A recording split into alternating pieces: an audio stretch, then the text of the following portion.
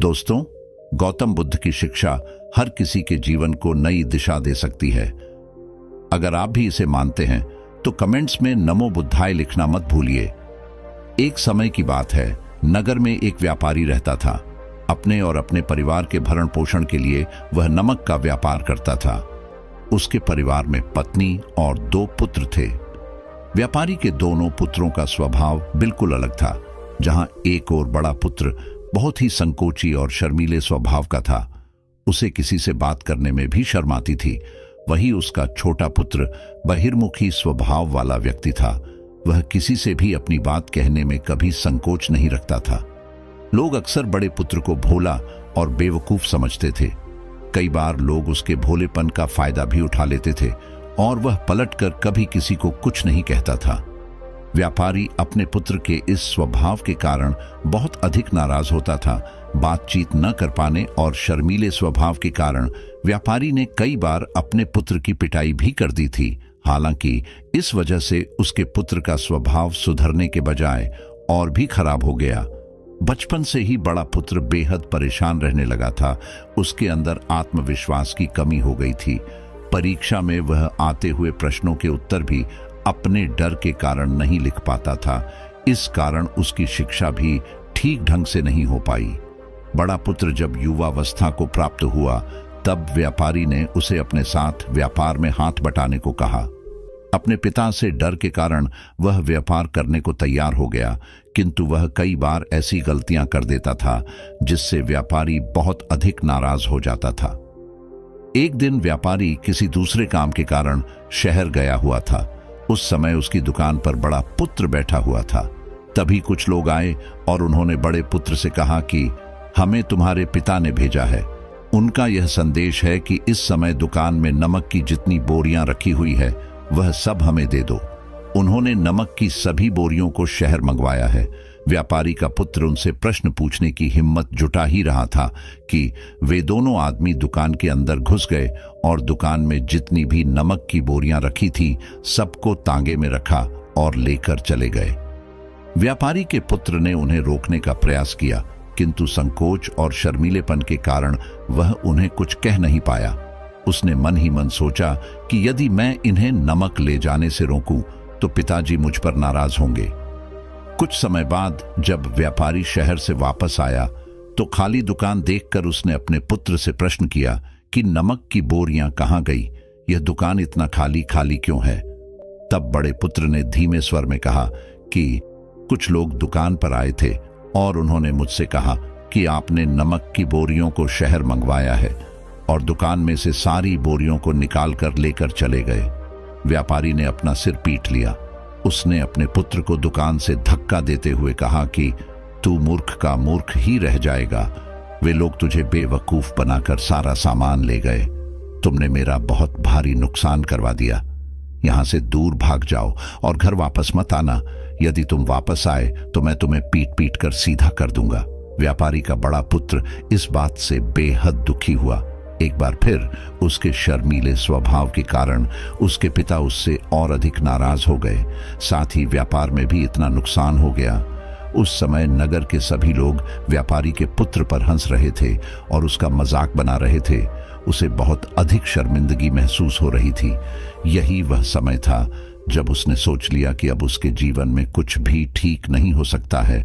वह सदैव मूर्ख का मूर्ख ही रह जाएगा और इस समाज में रह रहे लोगों के साथ कदम से कदम मिलाकर कभी नहीं चल पाएगा।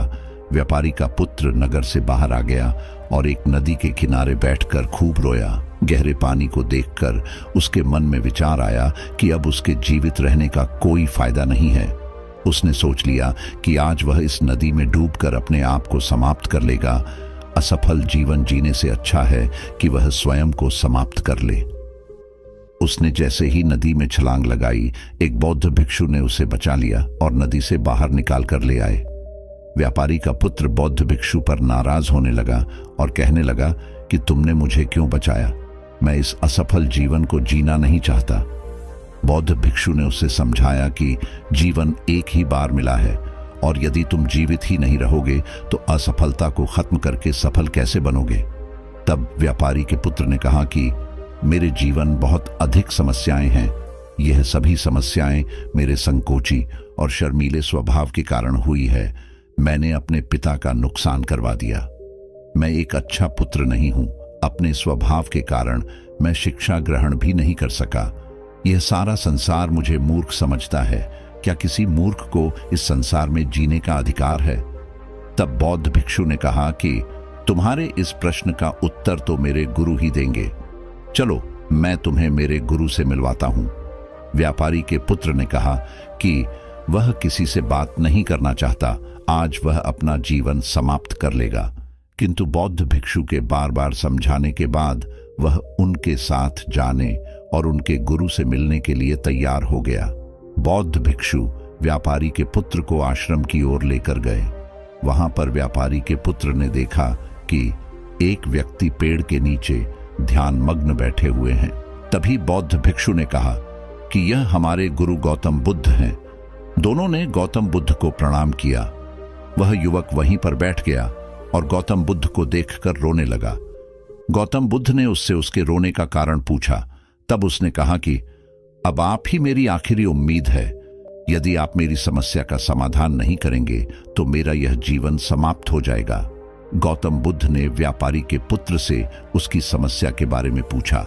तब उसने बताया कि किस प्रकार वह बचपन से ही शर्मीले और अंतर्मुखी स्वभाव का है। इस कारण लोग उसे मूर्ख समझ लेते हैं और उसके पिता भी उससे प्रेम नहीं करते। तब गौतम बुद्ध ने युवक को शांत कराते हुए कहा कि मेरे पास तुम्हारी समस्या का समाधान है। तुम्हारा जीवन बहुत ही आसान हो सकता है। तब युवक ने कहा कि क्या सचमुच ऐसा हो सकता है? आप बहुत ही महान व्यक्तित्व प्रतीत होते हैं। आपके तो कई शिष्य हैं। हे गुरुदेव, मैं भी आपका शिष्य बनना चाहता हूं। क्या आप मुझे अपने शिष्य के रूप में स्वीकार करेंगे? गौतम बुद्ध ने कहा कि हाँ, अवश्य। युवक ने कहा कि ठीक है गुरुदेव, अब मुझे वह उपाय बताइए जिससे कि मेरा जीवन बदल जाए। गौतम बुद्ध बोले, किंतु उससे पहले तुम्हें मेरे कुछ महत्वपूर्ण कार्य करने होंगे। यदि तुम मेरा यह कार्य करो तब मैं तुम्हें कुछ ऐसे उपाय बताऊंगा जिनके कारण तुम्हारे जीवन में सब कुछ ठीक हो जाएगा और तुम्हारे पिता भी तुमसे प्रसन्न रहेंगे। गौतम बुद्ध ने उस युवक को कहा कि आज से 3 दिन बाद मैं तुम्हें ऐसे उपाय बताऊंगा जिससे तुम्हारा जीवन बदल जाएगा। किंतु 3 दिनों तक तुम्हें मेरे सभी कार्य करने होंगे। मैं जैसा जैसा कहूंगा, यदि तुम वह कार्य को करने में सफल रहे तो तीसरे दिन के बाद तुम्हारा जीवन बदल जाएगा। तुम्हारा पहला दिन कल से शुरू होगा। अभी जाओ और आश्रम में ही आराम करो। अगले दिन व्यापारी का पुत्र गौतम बुद्ध के पास पहुंचा और कहा कि हे गुरुदेव, मुझे पहले दिन का कार्य बताइए। तब गौतम बुद्ध ने कहा कि आज तुम्हें 10 अजनबी व्यक्तियों से बातचीत करनी है और उनका हाल जानना है। इसका लेखा जोखा शाम तक लेकर आना। व्यापारी के पुत्र को बड़ा ही संकोच महसूस हुआ, किंतु उसने गौतम बुद्ध को हाँ कह दिया। वह निकल पड़ा 10 अजनबी लोगों से बातचीत करने। शुरू में उसे बहुत अधिक संकोच हुआ। कई लोग तो उसे डांट कर भगा देते थे।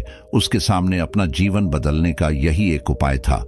आखिरकार कोशिश करते हुए उसने 10 अजनबी लोगों के नाम और उनके व्यापार का लेखा जोखा प्राप्त कर लिया। शाम को जब वह गौतम बुद्ध के पास पहुंचा तो प्रसन्नता के साथ उसने गौतम बुद्ध को बताया कि आज का कार्य उसने सही ढंग से पूरा कर लिया है। कुछ लोग तो उसके मित्र भी बन गए हैं। दूसरे दिन फिर वह युवक गौतम बुद्ध के पास पहुंचा। तब गौतम बुद्ध ने कहा कि आज का कार्य है, तुम आश्रम में रह रहे 10 शिष्यों को संबोधित करते हुए उन्हें जल के उपयोग के विषय में पढ़ाओ। गौतम बुद्ध की बात सुनकर व्यापारी का पुत्र हक्का बक्का रह गया। उसने कहा कि आप मुझसे किस प्रकार का कार्य करवा रहे हैं? मैं अपनी शिक्षा ठीक से पूरी नहीं कर पाया हूं। मैं यह कार्य नहीं कर पाऊंगा।